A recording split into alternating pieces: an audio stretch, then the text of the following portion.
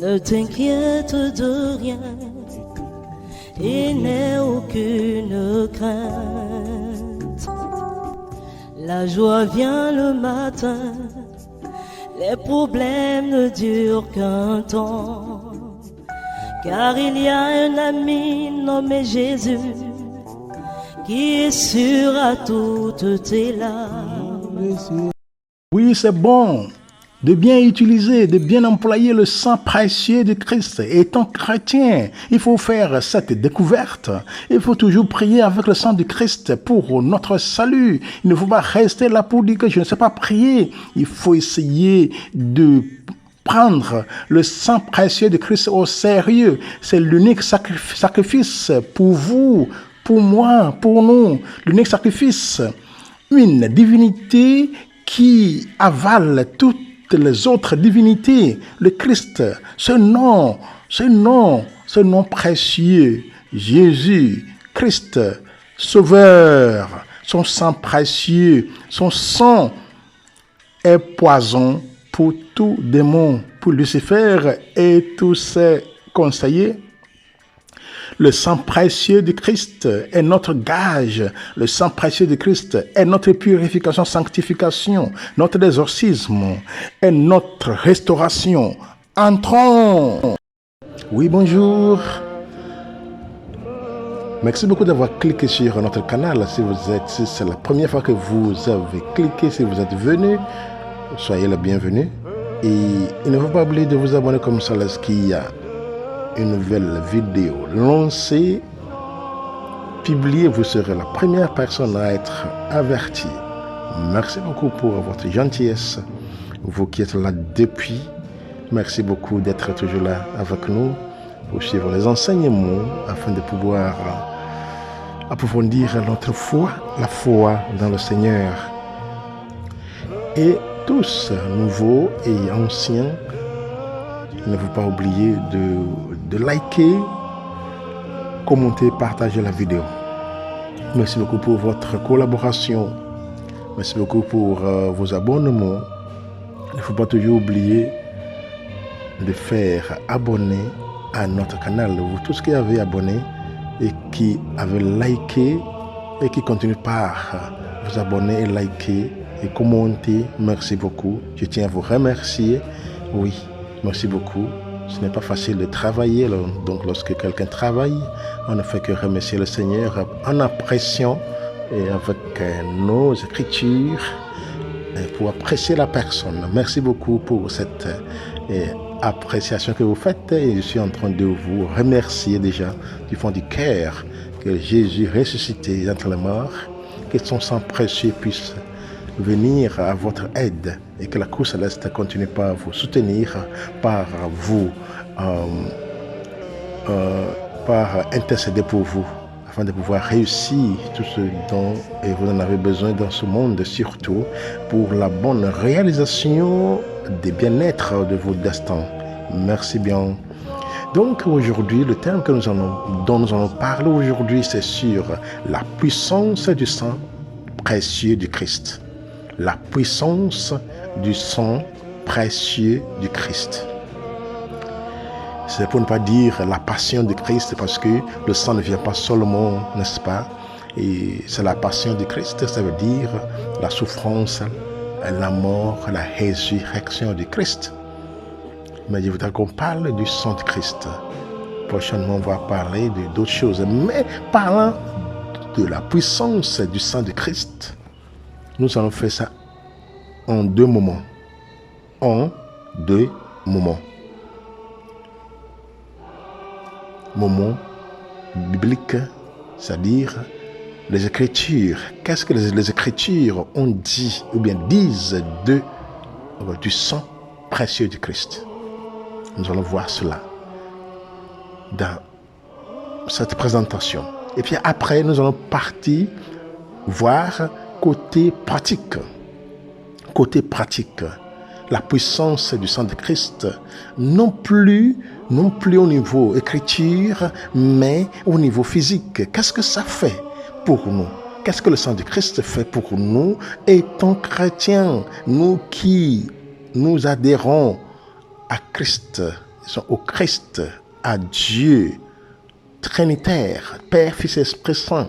Nous croyons que Dieu a créé le monde et il a envoyé son Fils de venir sauver le monde et que l'Esprit Saint nous a envoyé pour que cet Esprit Saint puisse nous aider, pour nous éclairer, nous éclaircir, nous réconcilier, nous fortifier lorsque nous sommes faibles dans notre vie. Nous allons voir tout cela, mais voilà, pour aujourd'hui, nous allons voir la partie d'écriture. Comme nous savons que Dieu a tant aimé le monde, n'est-ce pas? Donc, qui aime, donne de bons cadeaux. Nous voyons dans Évangile de Saint Jean, chapitre 3, verset 16. Car Dieu a tant aimé le monde qu'il a donné son Fils, l'unique engendré, afin que quiconque croit en lui ne se perde pas, mais ait la vie éternelle. Vous voyez? Donc Dieu a aimé le monde. Il a tant aimé le monde. Donc il nous a fait un cadeau. Qui aime donne de bons cadeaux, n'est-ce pas? Donc Dieu nous a donné un bon cadeau dont nous devrons être fiers. Ce cadeau va au-delà de tout cadeau. Un cadeau que personne ne peut jamais donner que Dieu. Le cadeau que Dieu fait à nous, que Dieu nous fait, c'est le cadeau par excellence. Donc Dieu nous a donné son Fils. Et voilà, ce Fils va s'adonner, va se sacrifier pour nous. Voilà, la passion de Christ qui est entrée. À travers la passion, ça veut dire la souffrance, la mort et la résurrection de Christ. C'est la passion de Christ.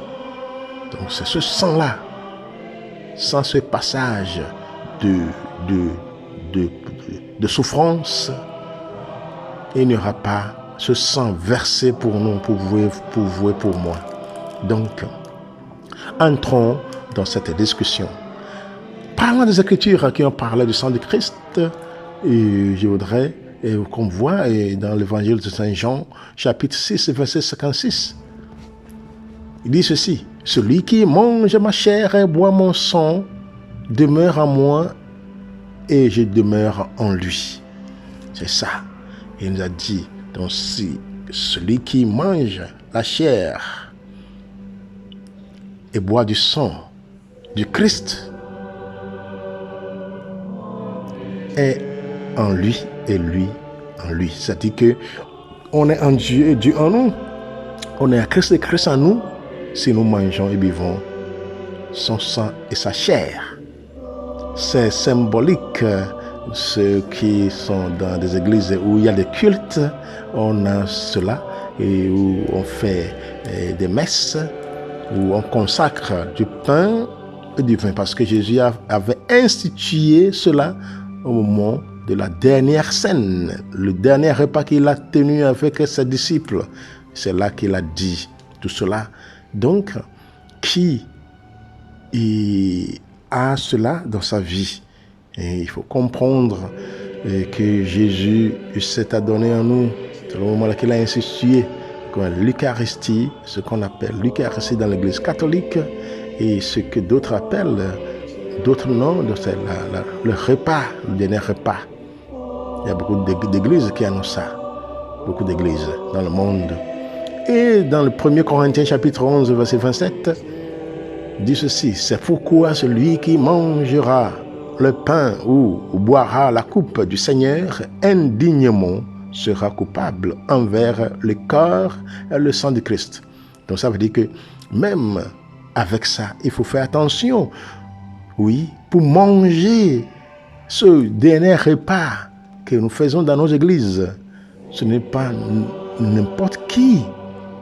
Il faut se préparer, il faut avoir la conscience, il faut avoir une conscience bien préparée avant de pouvoir prendre des décisions pour s'approcher de la table sainte, pour recevoir cela d'une manière digne. Sinon, ça donne une malédiction au lieu de bénédiction. Et dans le Colossiens chapitre 1, verset 19-20, il nous dit que car Dieu a voulu que toute plénitude habitât en lui.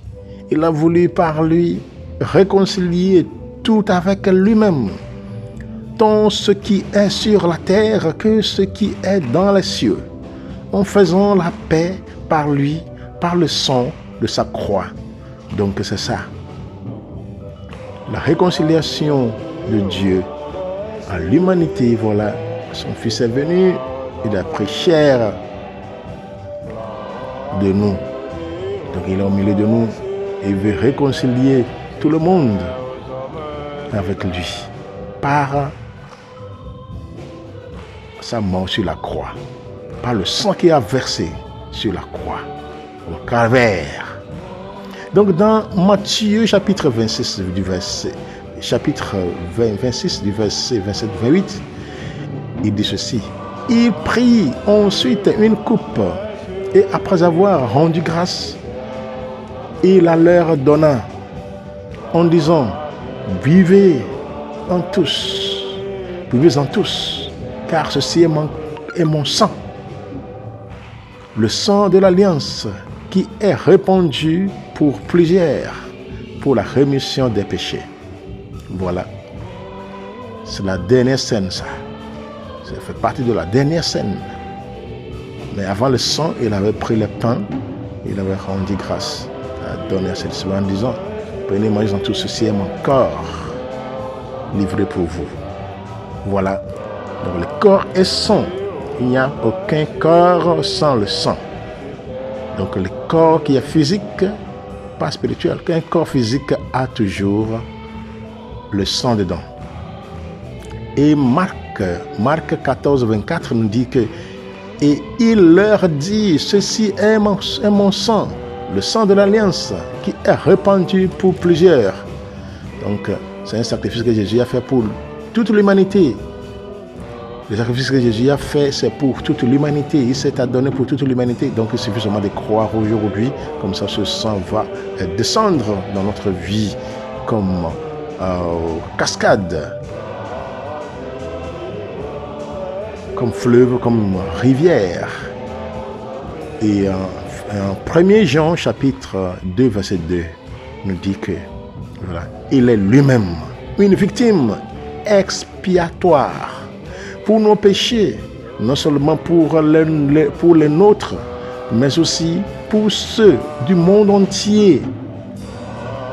Voilà pourquoi Jésus s'est donné pour nos péchés. Nous les hommes, nous sommes pécheurs.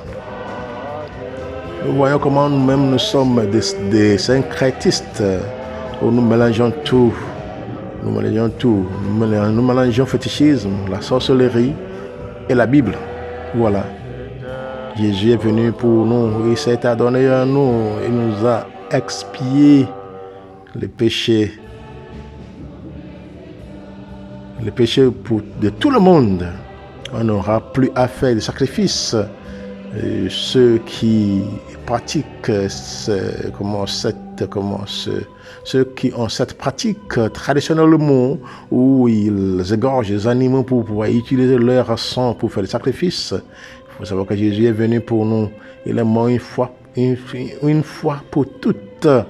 C'est pour pouvoir nous sauver. Donc les animistes, c'est ça, animistes qui utilisent le sang d'animaux pour pouvoir donner sacrifice à leur petit Dieu.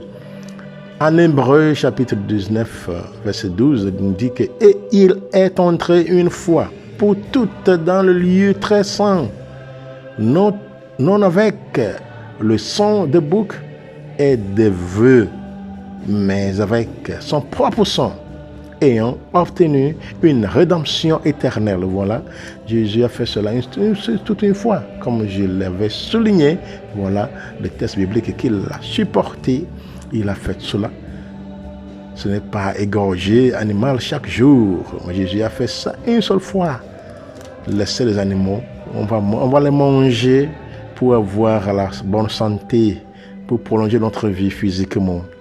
Et voilà. Et 1 Jean 5,6 nous dit que c'est lui, Jésus-Christ, qui est venu avec de l'eau et du sang. Non avec l'eau seulement, mais avec l'eau et avec le sang. Et c'est l'Esprit qui rend témoignage, parce que l'Esprit est la vérité. Voilà. Parlant ainsi, ça me provoque de dire beaucoup de choses. Vous voyez, lorsque on a percé le cœur de Christ au calvaire, sur la croix, l'eau et le sang sont sortis. Donc ce n'est pas seulement l'eau, c'est pour nous dire que l'être humain a toujours ces deux éléments, l'eau et le sang. Sans l'eau et le sang dans notre corps, on meurt. S'il y a l'un et il n'y a pas l'autre, on meurt toujours. Si ce n'est pas suffisant aussi, on meurt. Donc c'est ça que Jésus est venu pour ça donner par l'aide de l'Esprit Saint, l'Esprit de la vérité. Il nous a dit que voilà, c'est l'eau et le sang qui sont sortis du cœur de Christ. Donc Jésus est entier homme et entier Dieu. Et il est entier homme et entier Dieu. Dans l'Apocalypse de Saint Jean, chapitre 1, versets 5 à 6, dit ceci. Et de la part de Jésus-Christ, le témoin fidèle, le premier-né des morts et le prince des rois de la terre, et le prince des rois de la terre plutôt, à celui qui nous aime, qui nous a délivrés de nos péchés par son sang, et qui a fait de nous un royaume des sacrificateurs pour Dieu son Père. À lui soit la gloire et la puissance au siècle des siècles. Amen. Voilà, ce sont des déclarations et ayant vécu cette expérience du sang du Christ, voilà, les fidèles peuvent en témoigner. Comme nous le savons, et l'Apocalypse de Saint Jean, ce sont des œuvres, c'est l'œuvre de l'espérance pour l'avenir. On a trop souffert, maintenant on n'aura plus à souffrir, c'est ça. Donc le livre d'Apocalypse de Saint Jean vient pour essuyer les larmes versées, toutes les larmes versées du passé, est en train de nous encourager que voilà, ça là c'est du passé. Maintenant, on a une belle vie devant nous. Vous voyez, l'Apocalypse de Saint Jean, toujours 1, verset 5, elle dit ceci. Et de la part de Jésus-Christ, le témoin fidèle, le premier-né des morts et le prince des rois de la terre, à celui qui nous aime, qui nous a délivrés de nos péchés par son sang. Toujours des affirmations venant des chrétiens qui ont vécu cela dans leur chair. En Hébreux chapitre 10, verset 19 au 20, nous dit que ainsi donc, frères, puisque nous avons au moyen du sang de Jésus une libre entrée dans le sanctuaire par la route nouvelle et vivante qu'il a inaugurée pour nous au travers du voile, c'est-à-dire de sa chair.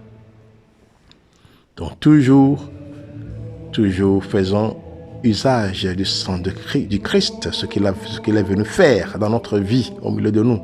Tout c'est pour le salut de l'homme. En Matthieu 26, 28, il dit ceci, car ceci est mon sang, le sang de l'alliance, qui est répandu pour plusieurs, pour la rémission des péchés. Donc voilà, c'est une alliance, une nouvelle alliance. Jésus a versé son sang. On n'a plus besoin d'aller verser le sang d'animaux.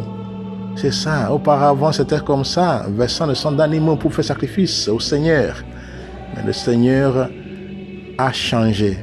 Il n'a plus besoin que nous lui versions le sang d'animaux comme sacrifice à son égard. Mais il a changé tout. Son Fils bien-aimé est venu pour pouvoir changer tout. Et c'est lui qui est l'alliance nouvelle. Oui, les anciennes nouvelles alliances sont passées.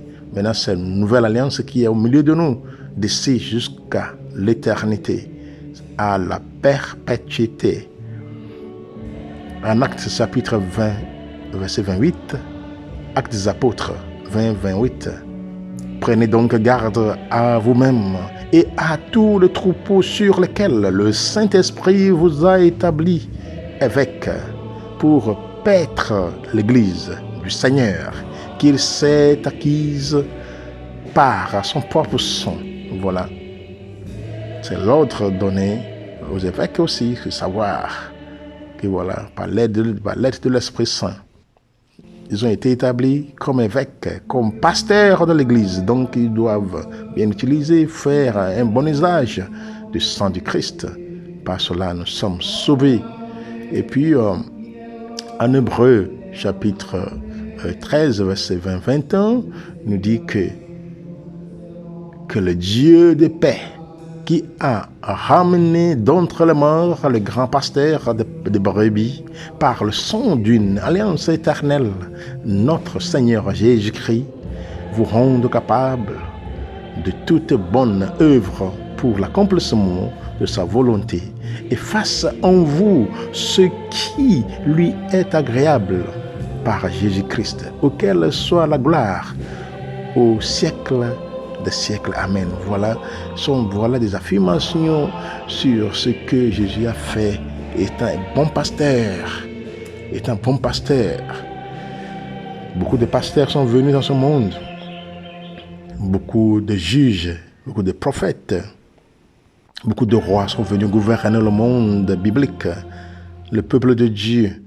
Mais maintenant voilà une nouvelle alliance qui est venue, qui est Jésus-Christ au milieu de nous. Ce n'est plus des prophètes, ce n'est plus qui que ce soit, mais c'est Jésus qui est venu pour pouvoir achever tout ce que les rois, les prophètes et les juges ont fait dans le passé pour pouvoir sauver le peuple de Dieu, parce que Dieu, c'est lui-même qui les a institués, c'est Dieu lui-même qui les a choisis, il les a envoyés pour pouvoir les faire, ces instruments de transformation sociale, ecclésiale.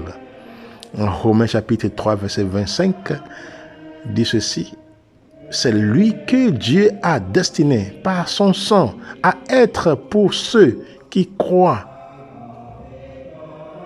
pour ceux qui croiraient victime propitiatoire, afin de montrer sa justice, parce qu'il avait laissé impunis les péchés commis auparavant, au temps de sa patience, afin, dis-je, c'est ça. Donc c'est ça, mon frère, ma sœur. Le sang de Christ a fait des merveilles dans la vie de l'Église.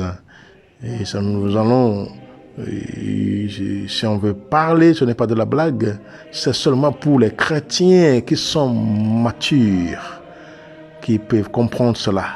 Et le Romains 5, 9, à plus forte raison, donc, maintenant que nous sommes justifiés par son sang, serons-nous sauvés par lui de la colère. Voilà, sauvés par le sang de Christ. Sauvés par le sang de Christ. Comme nous ne sommes pas encore en action, et l'application de ce sang, c'est dans le deuxième volet que nous allons voir cela. Donc c'est ça, c'est l'écriture. Donc en Éphésiens chapitre 1, verset 7. Éphésiens 1, 7.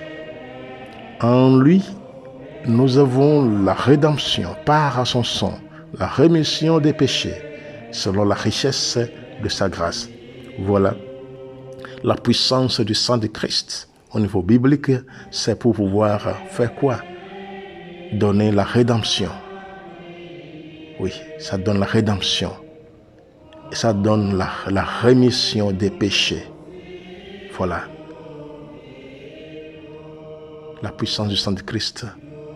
L'une des puissances, c'est que ça donne la rédemption. Et puis ça donne aussi la rémission des péchés. Vous voyez? Et en Éphésiens chapitre 2, verset 13, Éphésiens 2, 13, nous dit que mais maintenant en Jésus-Christ, vous qui étiez jadis loin et jadis éloignés, vous avez été rapprochés par le sang de Jésus-Christ. Voilà. On est loin ou proche, Le sang nous réconcilie, nous reproche, nous rattache. On est unis plus qu'avant. Bien qu'on soit loin, mais on est unis. On est très, très proches.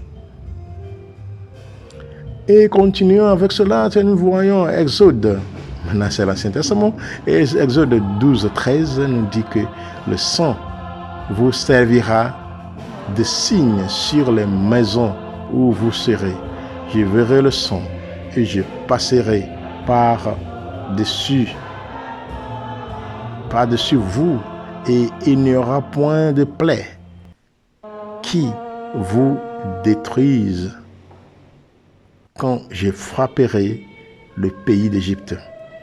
C'est pour dire que c'est le moment où la première Pâque a été célébrée dans la vie de la Bible, au niveau biblique, le sens biblique.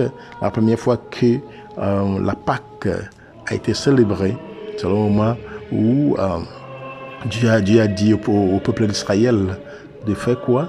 De préparer et de tuer les agneaux, le premier-né, pour pouvoir manger. Chaque famille doit manger un agneau préparé, que ça ne reste pas, mais préparer, manger, et utiliser le sang pour pouvoir faire des signes sur les portes, parce que le Seigneur va détruire la population de Pharaon en Égypte s'il refuse, parce qu'il a refusé de laisser le peuple d'Israël de quitter, parce que le peuple d'Israël sont devenus comme esclaves en Égypte.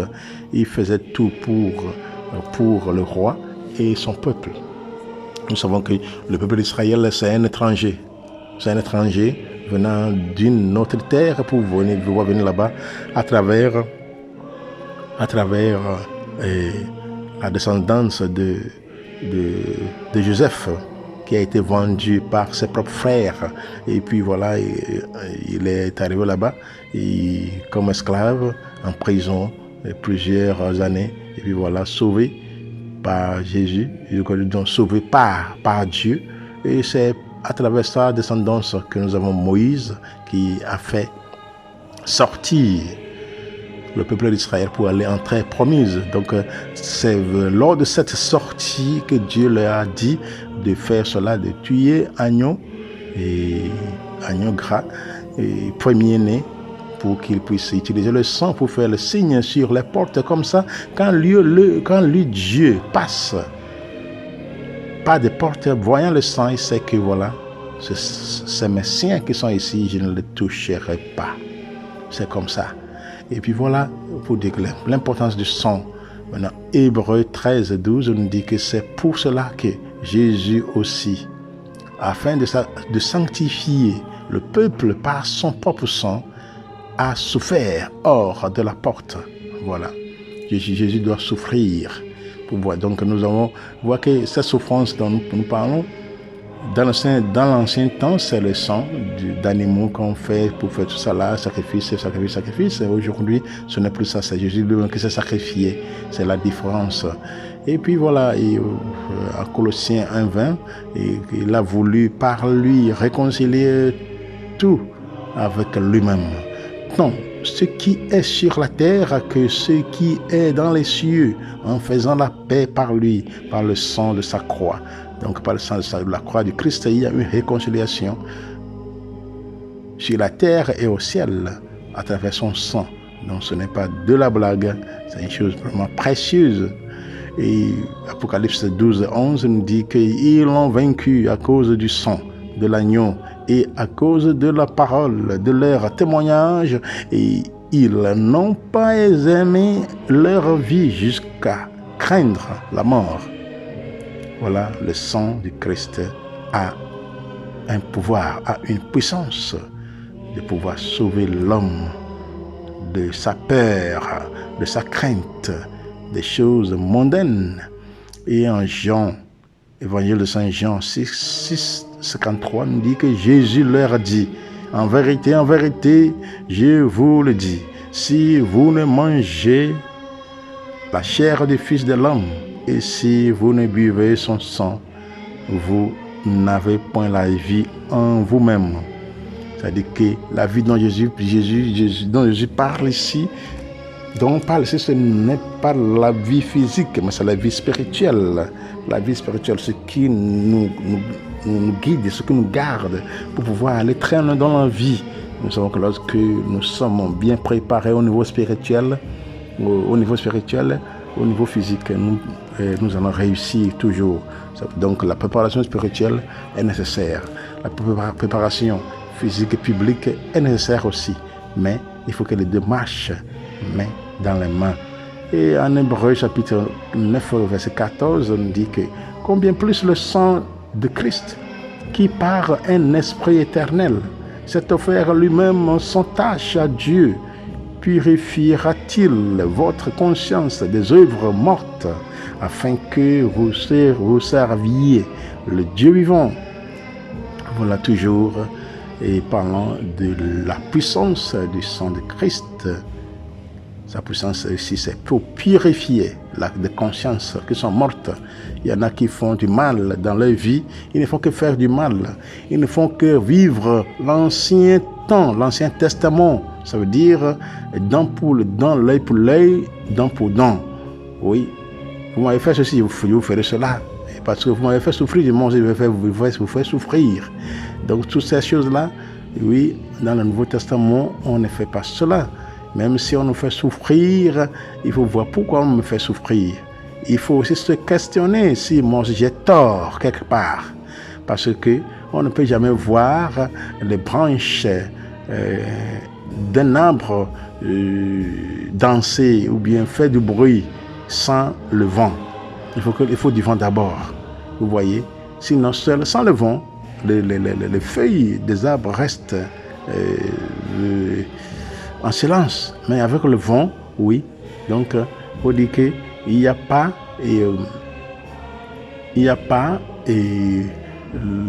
le mouvement des feuilles d'un arbre ou bien des arbres sans du vent. Sans du vent. Donc, chaque problème a un issue, a une source. Quelque chose s'est passé. Parce qu'on ne peut pas être fou en même temps, non. Avant d'être fou, il faut qu'il y ait quelque chose. Il y avait eu quelque chose d'abord. Un habit ne peut rester, disons, sale comme ça, dès sa naissance, ou bien dès sa fabrication, sale, non. Tout ce que nous voyons vieille, il faut savoir qu'on fait le temps. Ce sont des choses qui étaient neuves au début, mais comme le temps passe, on a des choses qui sont devenues vieilles. En 1 Jean chapitre 1:7 nous dit que mais si nous marchions dans la lumière, comme il est lui-même dans la lumière, nous sommes mutuellement en communion. Et le sang de Jésus, son Fils, nous purifie de tout péché. Donc c'est toujours la puissance du sang de Christ, c'est de nous faire d'être fils et filles de lumière. Et c'est de nous faire de rester toujours en communion. Oui, sans doute. Il nous pardonne nos péchés, nous purifie de nos péchés. Vous voyez, donc ce sont ces choses-là. Et puis il y a encore d'autres textes bibliques qui nous parlent de la puissance du sang de Christ. On ne veut pas tout citer ici, mais c'est pour dire que oui, le sang de Christ a à voir avec la personne de Christ même. Et avant de commencer par parler de Pâques, voilà, la Pâques qui est célébrée par le peuple d'Israël avant de sortir de l'Égypte pour aller en terre promise. C'est le moment là que le Seigneur a agi pour eux, pour pouvoir les sauver. C'est là où ils ont mangé agneau, par famille, par tête. Et voilà, et de là, ils ont utilisé le sang. Donc, c'est la communion, ou bien ils ont le sang utilisé là-bas. C'est ça qu'on ne va plus voir dans l'église. Dans l'église, surtout l'église qui utilise la Bible. On ne va plus utiliser le sang, jamais du sang pour faire sacrifice, mais toujours c'est symbolique. où il y a le culte pour pouvoir faire ce que Jésus a fait. Jésus est nouvelle alliance. On quitte l'ancienne alliance pour entrer dans la nouvelle alliance où Jésus-Christ est sacrifié. On ne va plus sacrifier agneau, bœuf, chèvre, ainsi de suite. Mais coq, et les poules, tout ça là, non. Non, mais c'est Jésus qui s'est sacrifié une seule fois pour toutes. Donc si nous croyons en lui, son sang, ce que lui-même a fait avant, dans le temps, va se réaliser dans notre vie. Et prions. Père céleste, à toi soit toute la gloire et l'honneur. Au nom de Jésus, je te remercie pour ton sang que tu as versé sur la croix, car par lui, j'ai ton pardon. Et je peux entrer dans votre présence librement, sans aucune crainte ni entrave, car à travers elle, tu m'as donné la force de vaincre tous les mensonges et toutes les ruses de l'ennemi sur ma vie. Seigneur Jésus, aujourd'hui, je couvre ma maison, la maison de mes auditeurs et auditrices, leur vie et ma vie, leur famille et ma famille, avec ton précieux sang. Je déclare et je décrète la liberté, la restauration et la guérison, la délivrance, la transformation, la purification, sanctification, la restauration, la réparation, l'exorcisme, la protection, l'ouverture de leurs yeux, oreilles et cœurs spirituels, l'intelligence spirituelle, déblocage de tout genre, déblocage professionnel, financier, déblocage matrimonial, maternel, paternel, déblocage des esprits mauvais, de chances de bonheur, déblocage de la sorcellerie à tout degré, du fétichisme à tout degré, déblocage sanitaire, déblocage de leurs arbres généalogiques, sur chacun d'entre eux, sur chacun de nous. Ta parole dit, le sang vous servira de signe sur la maison où vous serez.